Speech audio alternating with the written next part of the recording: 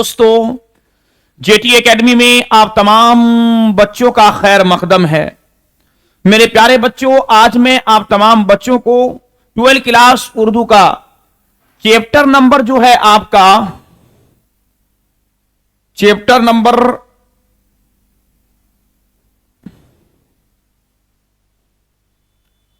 देखिए, chapter number 30, chapter number 31 और chapter number 32, यानी इन तीनों चैप्टर के अंदर जितने भी ऑब्जेक्टिव और सब्जेक्टिव सवाल है जो आपके बुक के अंदर मौजूद है या जो आपके बोर्ड के इम्तिहान में अक्सर बेशतर ये सवाल किए जाते हैं, आज मैं उन तमाम सवालों को हल करने वाला हूं। आज मैं उन तमाम सवालों को आप तमाम बच्चों को बताने वाला हूं।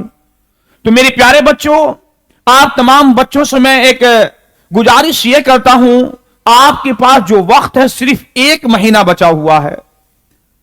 इसलिए मेरे प्यारे बच्चों, आप तमाम बच्चे अपने वक्त को इधर उधर में जाय ना करें, बल्कि पढ़ाई पर ज्यादा फोकस करें। पढ़ाई मेहनत से करें ताकि आपके जो आने वाले 2026 के बोर्ड के इम्तिहान हैं, उस इम्तिहान के अंदर आप बेहतरीन और आले नंबर से कामयाबी हासिल कर सके। आप कामयाब होने के बाद खुद इंसान, आपका नाम रोशन होगा, आपके खानदान का नाम रोशन, आपके वालिदैन का नाम रोशन, आपके जिला का नाम रोशन कि फला जिला के अंदर फला बच्चा, फला का लड़का ने टॉप किया है। अगर मेरे प्यारे बच्चों, अगर आपका नंबर खुदा ना खास्ता ऐसा ना हो कम आ जाए तो रुस्वा जलील के अलावा कुछ नहीं होना पड़ेगा। इसलिए मैं आप तमाम बच्चों से गुजारिश करता हूं, रिक्वेस्ट करता हूं कि आप तमाम बच्चे पढ़ाई में ज्यादा जोर लगावे और 1 महीना बिल्कुल लगन के साथ और मेहनत के साथ पढ़ाई करें। इंशाअल्लाह यही मेहनत आपकी कामयाबी और कमरानी और आपके कदम चूमेंगे, आप बेहतरीन नंबर से कामयाब होंगे। इसीलिए आप तमाम बच्चों से गुजारिश है कि अपनी पढ़ाई में ज्यादा से ज्यादा दिल लगावे और मेहनत से पढ़ाई करें। इंशाअल्लाह हम तमाम बच्चों के लिए दुआ करेंगे। इंशाअल्लाह आप तमाम बच्चे बेहतर और अच्छे नंबर से कामयाबी हासिल करें। तो मैंने बताया मेरे प्यारे बच्चों, आज मैं आपको 12 क्लास उर्दू का चैप्टर नंबर 13, 31 और 32, यानी इन तीनों चैप्टर के अंदर जितने भी ऑब्जेक्टिव और सब्जेक्टिव सवाल आपके बुक के अंदर है, आज मैं उन तमाम ऑब्जेक्टिव और सब्जेक्टिव सवाल को हल करूंगा। तो ठीक है, देखिए चैप्टर नंबर जो 30 है क्वारंटाइन और 31 कामिले इनकलाब और चैप्टर नंबर 32 जो है शिकस्ता जिंदा का ख्वाब। क्या है? शिकस्त जिंदा का ख्वाब। ये चैप्टर नंबर आपका 32 है। तो इन तीनों चैप्टर के अंदर जितने भी ऑब्जेक्टिव और सब्जेक्टिव आपके बुक के अंदर दिए गए हैं, आज मैं उन तमाम ऑब्जेक्टिव और सब्जेक्टिव सवाल को हल करेंगे। इसीलिए आप तमाम बच्चों से गुजारिश है कि मेहनत और लगन के साथ अपनी पढ़ाई को जारी रखें पूरे 1 महीना। तो आइए हम सबसे पहले ऑब्जेक्टिव को हल करेंगे, उसके बाद उस चैप्टर के जो सब्जेक्टिव 2 नंबर के सवाल है उसके हल करेंगे। तो देखिए क्वारंटाइन के मुसन्निफ कौन है? इनके मुसन्निफ और लेखक है राजिंदर सिंह बेदी। कौन है इसके मुसन्निफ और राइटर? इसके मुसन्निफ है राजिंदर सिंह बेदी। ठीक है, क्वारंटाइन के मुसन्निफ राजिंदर सिंह बेदी। सबसे पहले हम ऑब्जेक्टिव को हल करेंगे, उसके बाद सब्जेक्टिव को हल करेंगे। तो देखिए सबसे पहला आपका ऑब्जेक्टिव है, ज़ेरे निसाब अफसाना क्वारंटाइन के अफसाना निगार कौन है, यानी इसके मुसन्निफ कौन है, इनके अफसाना निगार कौन है। तो ज़ेरे निसाब अफसाना क्वारंटाइन के अफसाना निगार कौन है? ऑप्शन अलिफ है राजिंदर सिंह बेदी, प्रेमचंद, सुहेल अजीमाबादी या कृष्ण चंद। तो ज़ेरे निसाब अफसाना क्वारंटाइन के अफसाना निगार कौन है? इनके अफसाना निगार है राजिंदर सिंह बेदी। ऑप्शन अलिफ जो है आपका परफेक्ट है। दूसरा देखिए, राजिंदर सिंह बेदी की पैदाइश कब हुई? ये सब जो सवाल है कब पैदा हुए, कब वफात हुई और कहां पैदा हुए, ये अक्सर आपके बोर्ड के इम्तिहान में आपसे पूछे जाएंगे। इसलिए इस सब को अच्छी तरीके से जहन नशी करना और अच्छी तरीके से इसे याद रखना है। दूसरा है राजेंद्र सिंह बेदी की पैदाइश कब हुई। आपका ऑप्शन ए है 1914, बी है 1915, 1916 या 1917। तो राजेंद्र सिंह बेदी की पैदाइश कब हुई। आप तमाम बच्चों को 30 सेकंड का मात्र वक्त दिया जाता है। आप तमाम बच्चे कमेंट करके बताएं कि राजेंद्र सिंह बेदी की पैदाइश कब हुई।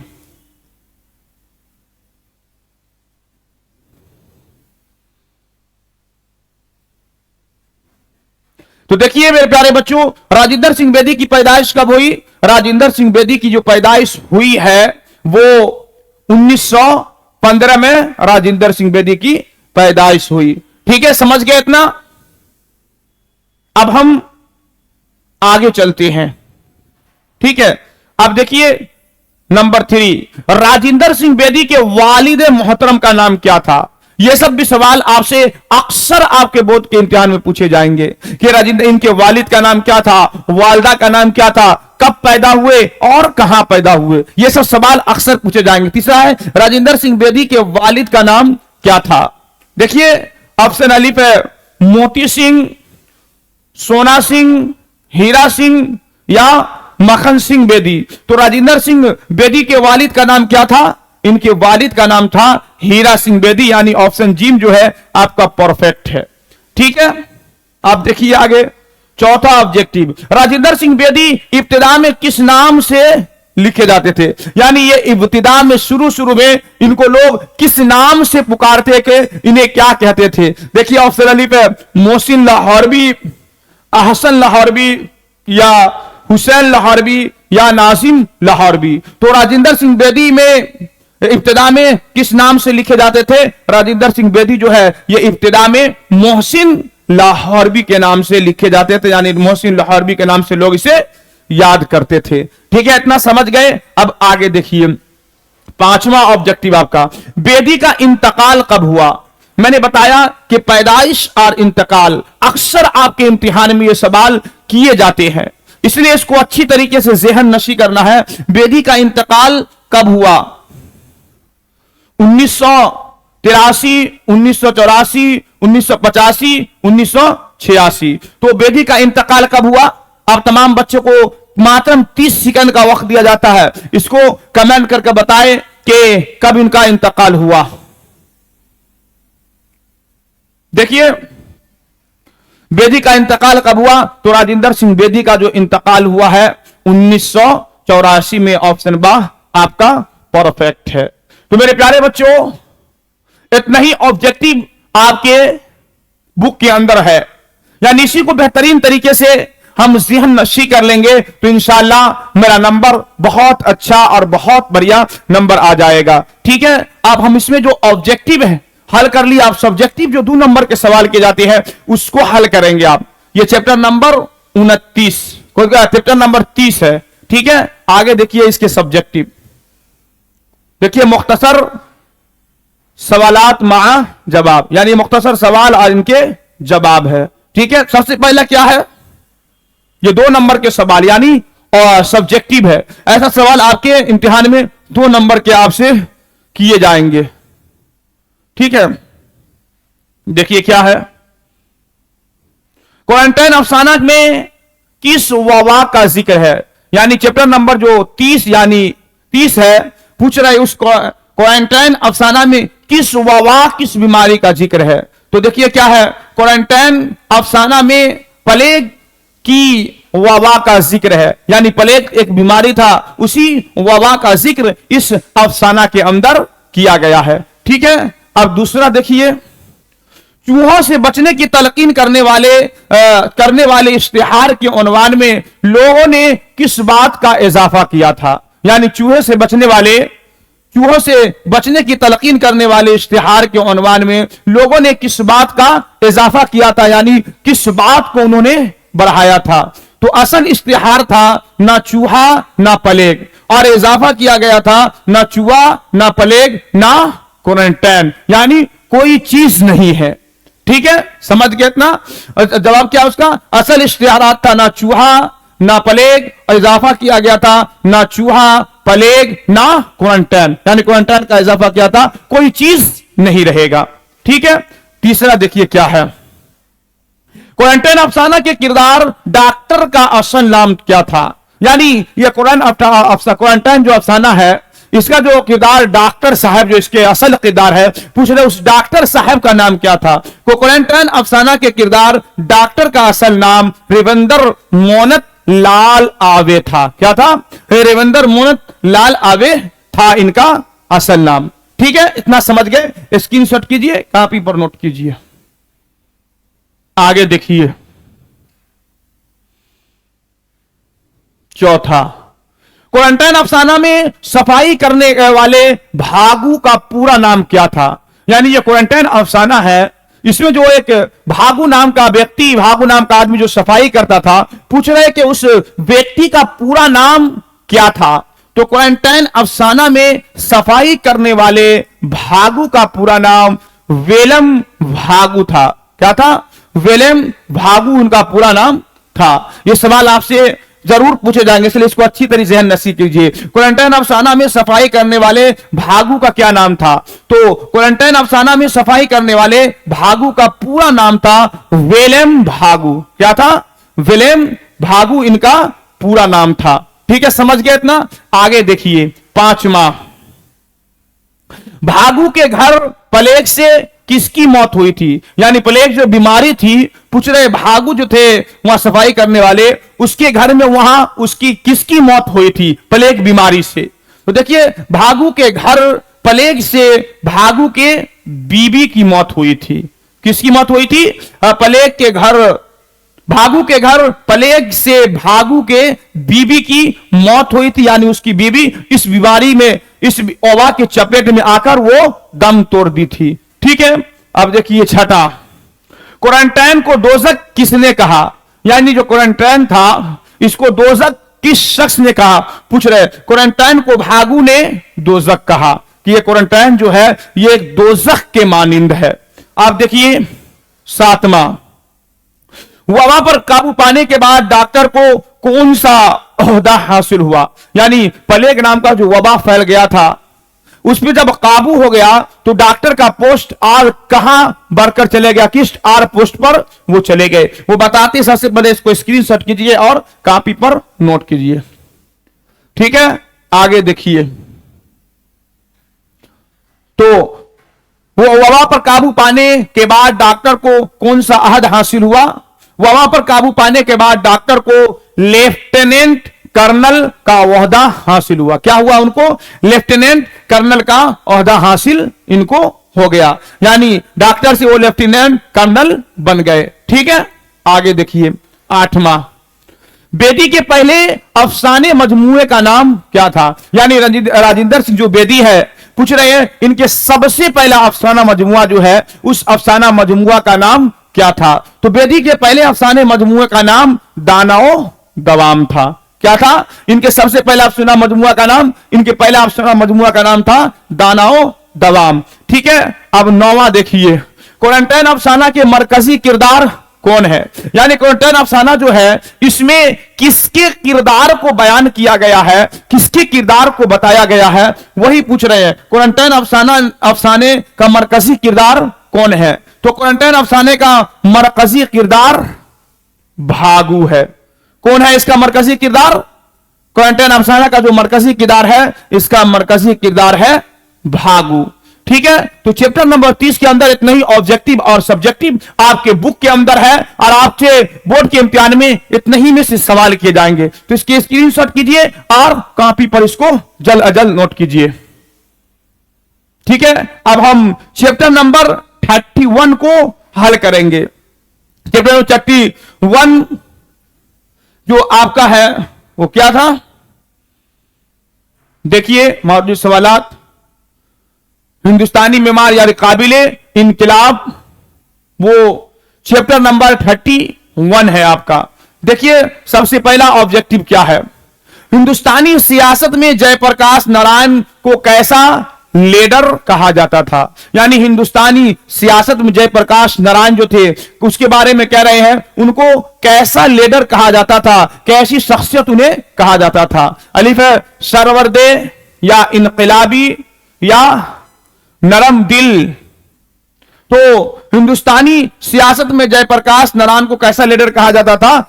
ऑप्शन अलिफ जो है आपका सरवरदे इनको कहा जाता था। ठीक है, दूसरा ऑब्जेक्टिव देखिए, जयप्रकाश नारायण का कौन सा मजमून आपके निशान में शामिल है? यानी जयप्रकाश नारायण जो है पूरा इसका कौन सा मजमून, कौन सा इनकी ये मजमून जो है वो आपके निशान में शामिल है? ऑप्शन अलिफ है इनकलाब जिंदाबाद, कामिल इनकलाब या इनकलाबी अमल। तो जयप्रकाश नारायण का कौन सा मजमून आपके निशान में शामिल है? इनका जो मजमून है वो कामिल इनकलाब आपके निशान में शामिल है। चैप्टर नंबर 31 क्या है? कामिल इनकलाब। इनके मुसन्निफ जयप्रकाश नारायण है। ठीक है, अब देखिए तीसरा ऑब्जेक्टिव, जयप्रकाश नारायण की पैदाइश कब हुई? यानी जयप्रकाश नारायण जो है पूछ रहे हैं कि ये कब पैदा हुए, इनकी पैदाइश कब हुई। इस तरीके से सवाल जो है आपके अक्सर बोर्ड के इम्तिहान में पूछे जाते हैं। मैं बार बार इस बात को कह रहा हूं, इसको अच्छी तरीके से जहन नशी करें। जयप्रकाश नारायण की पैदाइश कब हुई? तो ऑप्शन अलिफ है 1901 या 1902।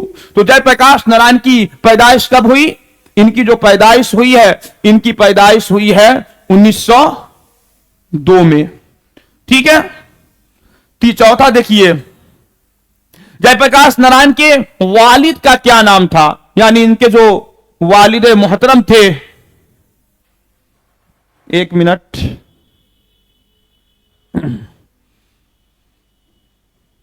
थरथरा रहा है, थरथरा रहा है, देखिए क्या है। जयप्रकाश नारायण के वालिद का नाम क्या था? ऑप्शन अलिफ है हर्षो दयाल, दीन दयाल या दयाल सिंह। तो जयप्रकाश नारायण के वालिद का नाम क्या था? इनके वालिद मोहतरम का जो नाम था, इनके वालिद साहब का नाम था हर्षो दयाल, इनके वालिद साहब का नाम था। ठीक है, समझ गए इतना? अब हम आगे चलते हैं। पांचवा ऑब्जेक्टिव देखिए, जयप्रकाश नारायण का इंतकाल कब हुआ? इनको अच्छी तरीके से ज़हन नशी करना है। बार बार आप तमाम बच्चे से मैं कह रहा हूं, कब पैदा हुए, कहां पैदा हुए, इनके वालिद का नाम क्या था और इनका इंतकाल कब हुआ। अक्सरों बेशतर इस तरह के सवाल आपके बोर्ड के इम्तिहान में पूछे जाते हैं और पूछे जाते चले आ रहे हैं। इसलिए इस पर एकदम अच्छी तरीके से इसको ज़हन नशी करना और अपने दिमाग में इसको अच्छे और बढ़िया तरीके से बैठाना है। ठीक है, जयप्रकाश नारायण का इंतकाल कब हुआ? देखिए 1978, 1979 या 1980। तो जयप्रकाश नारायण का इंतकाल कब हुआ? इस आपका जो सही ऑप्शन है वो 1979 में इनका इंतकाल हुआ। तो ठीक है, आपके बुक के अंदर इतने ही ऑब्जेक्टिव दिए हुए थे जो मैंने आपको हल कराया। पहले स्क्रीनशॉट कीजिए और इसको अपने कॉपी पर नोट कीजिए। ठीक है, आगे देखिए, अब हम सब्जेक्टिव को हल करेंगे। मुख्तसर तरीन सवालात मा जवाब, यानी ये सब्जेक्टिव जो है आपके 2 नंबर के सवाल इसमें किए जाते हैं। ठीक है, देखिए सबसे पहला क्या है, कामिल इनकलाब का तस्वुर किसने पेश किया? यानी ये जो कामिल इनकलाब कब आएगा, इसका तस्वुर किस शख्सियत ने, कौन से शख्स ने पेश किया? तो कामिल इनकलाब का तस्वुर जयप्रकाश नारायण ने पेश किया। कौन किया था? कामिल इनकलाब का तस्वुर जयप्रकाश नारायण ने पेश किया था। ठीक है, दूसरा देखिए, जेपी किस रहनुमा की राह पर चलने की तलकीन करते थे? यानी जयप्रकाश नारायण जो है वो लोगों को किस रहनुमा के नाम पर चलने की तलकीन करते थे? कौन सी शख्सियत के इस पे आपको चलना है? तो देखिए, जेपी गांधी जी के राह पर चलने की तलकीन करते थे। यानी लोगों से कहते थे कि गांधी जी जिस राह पर थे उसी राह पर तुम चलोगे तो तुम अच्छे लीडर और अच्छे आदमी बन सकते हो। तो जेपी किस रहनुमा की राह पर चलने की तलकीन करते थे? तो जेपी गांधी जी के राह पर चलने की अक्सर लोगों को तलकीन किया करते थे। देखिए तीसरा, जमहूरियत में यकीन होने की वजह से जेपी का किस चीज में यकीन नहीं था। यानी जमहूरियत में यकीन होने की वजह से जयप्रकाश नारायण का किस चीज में उनका यकीन नहीं था। जमहूरियत में यकीन होने की वजह से जेपी का तशद्दुद में यकीन नहीं था। यानी जो तशद्दुद भड़काता है लोग, उसमें उसका जर्रा बराबर यकीन जयप्रकाश नारायण का नहीं था। ठीक है, चौथा देखिए, किस इनकलाब में तब्दीली की रफ्तार बहुत धीमे रही है। यानी कौन सा ऐसा इनकलाब है जिसमें तब्दीली की रफ्तार बहुत कम रही है, यानी बहुत ज्यादा धीमी रही है। तो पुरतशद्दुद इनकलाब में तब्दीली की रफ्तार बहुत धीमी होती है। किसमें? पुरतशद्दुद इनकलाब में तब्दीली की रफ्तार बहुत धीमी होती है, यानी बहुत कम होती है। ठीक है, देखिए छठा, क्वारंटाइन को क्वालिटी में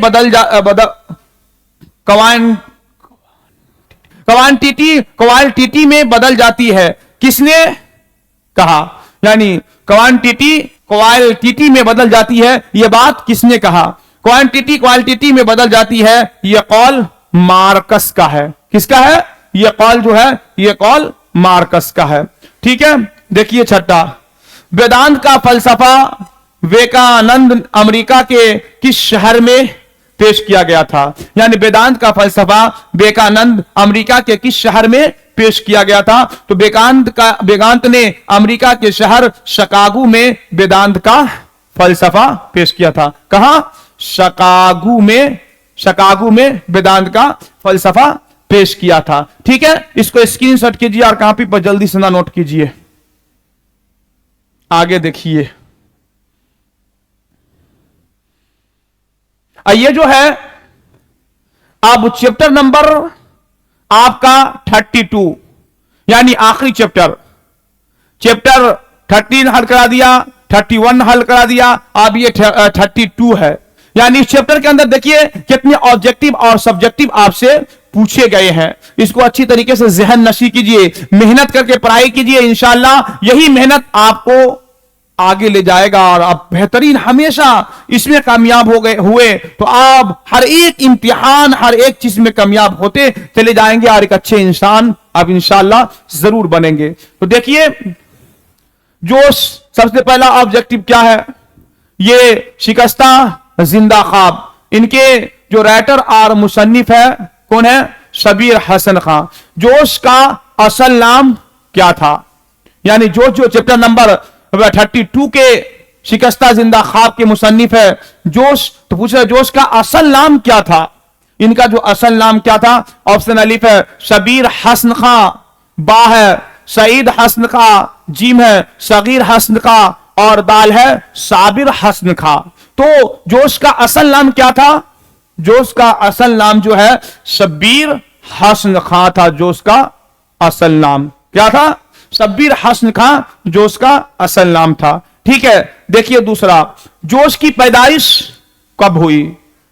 जोश की पैदाइश कब हुई? देखिए अक्सर हर एक चैप्टर में यह सवाल पूछा जाता है, उनकी पैदाइश कब हुई, कहां हुई? यह सब बहुत इंपॉर्टेंट है, यानी ये सब बहुत अक्सर इम्तिहान में आपसे पूछे जाएंगे। जोश की पैदाइश कब हुई? 1895, 1896, 1897 या 1898। तो आप तमाम बच्चों को मात्र 30 सेकंड का मोहलत दिया जाता है, कमेंट करके बताए कि जोश की पैदाइश कब हुई।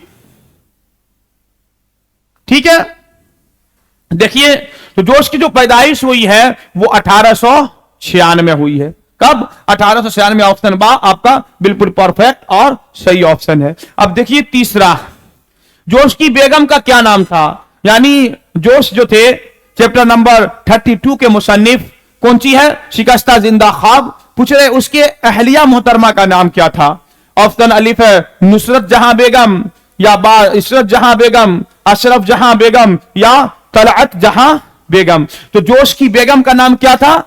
जोश की बेगम का नाम क्या था? अशरफ जहां बेगम। जी ऑप्शन जो है आपका बिल्कुल परफेक्ट है, अशरफ जहां बेगम इनके बीवी यानी बेगम और अहलिया का नाम था। ठीक है, चौथा देखिए, जोश की कौन सी नज्म आपके निसाब में शामिल है?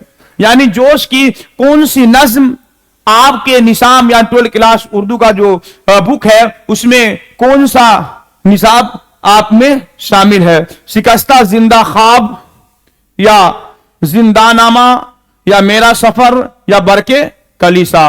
तो जो इसकी कौन सी नज्म आपके निशान में शामिल है? वो शिकस्ता जिंदा का ख्वाब आपके निशान में शामिल है। इतना ही आपके बुक के अंदर ऑब्जेक्टिव दिया गया है, इसको अच्छी तरीके से जहन नशी करें, इंशाल्लाह इतना ही में से आपसे सवाल किया जाएगा। ठीक है, अब इसके अंदर जो सब्जेक्टिव है उसको हल करेंगे। सबसे पहले आप इसका स्क्रीनशॉट कीजिए। ठीक है, आगे देखिए, मुख्तसर तरीन सवाल मा जवाब, ये आपके सब्जेक्टिव 2 नंबर के सवाल आपसे पूछे जाएंगे। देखिए सबसे पहला क्या है, शिकस्ता जिंदा का ख्वाब किसकी नज्म है? यानी शिकस्ता जिंदा का ख्वाब जो है पूछ रहे हैं ये किसकी नज्म है? तो शिकस्ता जिंदा का ख्वाब जोश मलियाबादी की नज्म है। किसकी नज्म है? शिकस्ता जिंदा ख्वाब जोश मलियाबादी की ये नज्म है। दूसरा देखिए, जोश का असल नाम क्या था? यानी जोश मलियाबादी का असल नाम क्या था? तो जोश का असल नाम था शब्बीर हसन खां। इनका क्या असल नाम था? इनका असल नाम था शब्बीर हसन खां। देखिए तीसरा, जिंदानी से क्या मुराद है? यानी जिंदानी आया है आपके नस्म के अंदर, पूछे उससे क्या मुराद है? जिंदानी से मुराद जेल में रहने वाले हैं। क्या है? जेल में रहने वाले जिंदानी से मुराद है। ठीक है, स्क्रीनशॉट कीजिए, इसको कॉपी पर नोट कीजिए। आगे देखिए, चौथा, जोश की 5 तसानीफ के नाम बताए। यानी जोश मलियाबादी जो है पूछ रहे उसके 5 तसनीफ यानी उसके 5 किताब का नाम बताए। तो देखिए क्या क्या उसकी 5 किताब, पहला है रूहे अदब, दूसरा है नक्शो निगार, तीसरा है यादों की बारात, चौथा है शोला व शबनम और 5वां है हरफो हिकायात। क्या है? जोश की 5 तसानीफ के नाम यानी उसके 5 किताब के नाम, जो 5 किताब जोश मलियाबादी ने लिखी है। रूहे अदब, नक्शो निगार, यादों की बारात, शोलाए शबनम, हर्फ हिकायात। ठीक है, अब देखिए आगे 5वां, शिकस्ता जिंदा ख्वाब की ताबीरात, ताबीर क्या है? यानी शिकस्ता जिंदा ख्वाब जो है आपकी पूछ रहे उसकी ताबीर क्या है? शिकस्ता जिंदा ख्वाब की ताबीर मुल्क की आजादी है। क्या है?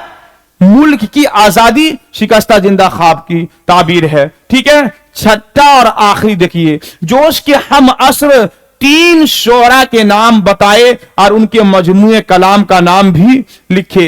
यानी जोश मलियाबादी जो है जो 3 उनके हम असर है।